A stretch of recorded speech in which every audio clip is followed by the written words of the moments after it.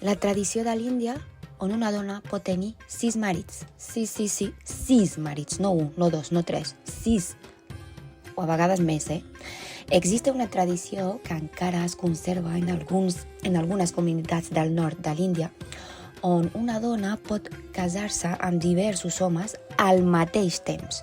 Aquesta pràctica s'anomena poliandria i en alguns casos la dona pot arribar a tenir 6 marits, no 1, ni 2, ni 3, 6, o fins i tot més.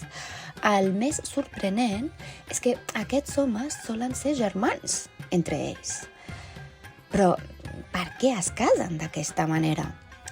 La principal raó és evitar que les terres i les propietats familiars es divideixin entre els germans. D'aquesta manera, tota la riquesa de la família continua unida i passa de generació en generació sense fragmentar-se.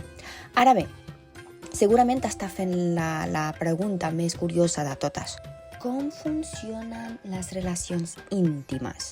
Segons les tradicions d'aquestes comunitats, la dona comparteix la vida matrimonial amb tots els seus marits.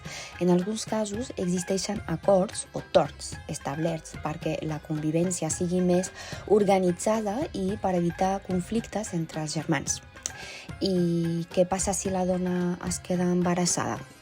Depèn de la comunitat. En algunes, el germà gran és considerat el pare oficial del nen.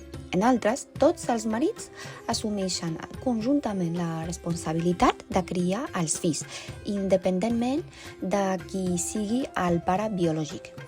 Tot i que avui és una pràctica poc freqüent, continua sent una de les tradicions matrimonials més sorprenents i desconegudes que encara es poden trobar en algunes zones de l'Índia.